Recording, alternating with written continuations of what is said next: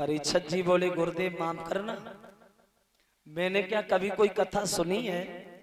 मैं क्या जानूं कथा क्या होती है और नियम क्या होते? कथा सुनने के नियम होते हैं, हाँ हर चीज के नियम है।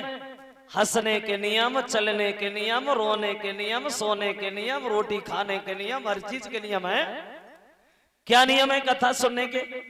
तो सुखदेव जो है वो परीक्षित को समझाते, सुनो भगवान की कथा में जब भी बैठो जरा गौर करें, ये नहीं है कि पूरे दिन ही बैठो, थोड़ी देर बैठो, 1 मिनट बैठो, 1 मिनट भी ना बैठो, आओ चले जाओ, लेकिन जब भी आओ जब भी बैठो तो कुछ बातों का ध्यान करके बैठो। किन बातों का ध्यान करके बैठो? तो जरा ध्यान दे। तो हरि कीर्तन में बैठते समय और कुछ ऊंच नीच का ध्यान न हो।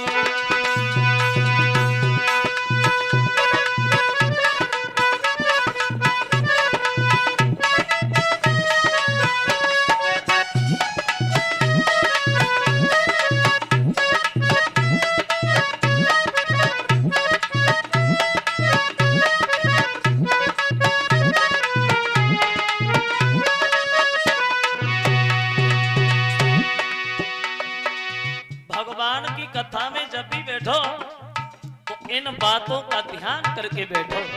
और कहते हैं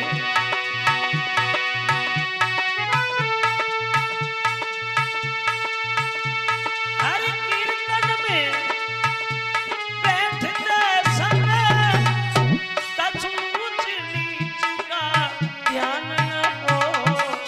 क्यों? अपने घर का, बल का, अपने धन का अभिमान न हो।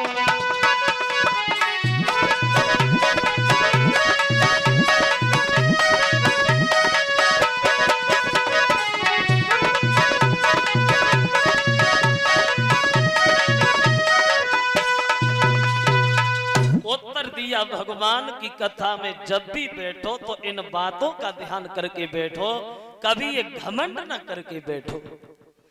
कथा में बैठो तो घमंड मन में ना आना चाहिए।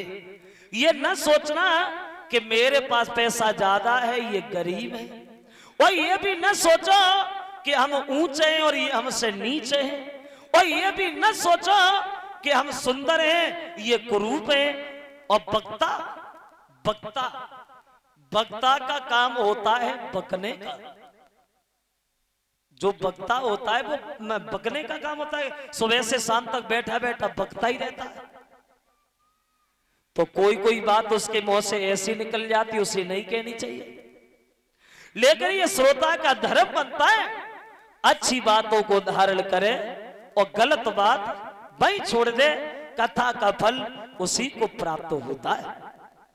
लेकिन अब लेके नगर मगर किंतु परंतु इनका मतलब कुछ अलग है। ऐसा था पहले। अब कथा सुनने वाले एक तरीका के नहीं है, कई तरीका के हैं। ना तो अब कथा सुनने वाले वो रहे और ना अब कथा कहने वाले वो रहे।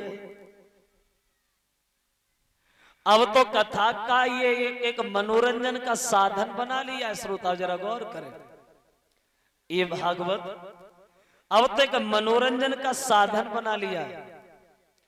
पहले ये ढोलक बाजा नहीं बजते थे कथा में, पहले ये कुछ नहीं होता था, और अब पड़ गई है मजबूरी, क्या किया जाए। अब कथा सुनने वाले वो नहीं है। अब एक कभी ये बता रहा, अब एक तरीका के नहीं 8 तरीका के हैं। कौन से? कुछ लोग इसलिए आते हैं चलो बैठे बैठे घर पे टाइम नहीं कट रहा है, थोड़ी देर कथा में ही बैठ जाएंगे, टाइम ही कट जाएगा भैया।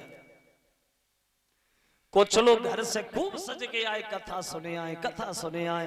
अब कथा में आए, बैठे, धोख लगाई, सोए गए, मरो और चिल्लाते रहो, हमें क्या करना है। कुछ लोग इसलिए आते हैं देखें शास्त्री जी कैसे हैं, जन छोटे जन मोटे फोटो में देखे तैसे, कुछ लोग कथा में आकर के बैठे बैठे सोए जाते हैं, और कुछ कथा सुनन के बदले में जूता चप्पल ले जाते हैं। तो जैसी जागी भावना और ते सोता है सुहाए, और सबे नीब कर वो लगे बूट प्रेम से खाए। तो सुखदेव कथा कहते हैं, परिचय सुनते हैं। और एक बात तो है, अगर हम लोग घमंड करें भी तो किस चीज का करें? अगर हम लोग घमंड करें तो किस चीज का घमंड करें?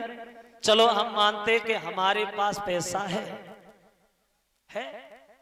भगवान की कृपा है जो हमारे पास पैसा दे दिया, हमें पैसा है, बहुत पैसा है। चलो मेरे मान लिया मेरे पास पैसा है, तो हम अगर यही सोचे कि हमारे पास पैसा है तो हम पैसा का ही घमंड करें, तो कैसे कर सकते भैया? कर ही नहीं सकते। क्यों? क्योंकि पैसा से हर चीज थोड़ी हो सकती है। ये पैसा जिंदगी तो बना सकता है, पैसा जीवन तो बना सकता है, लेकिन ये पैसा स्वयं जिंदगी नहीं बन सकता। एक विद्वान ये कहता है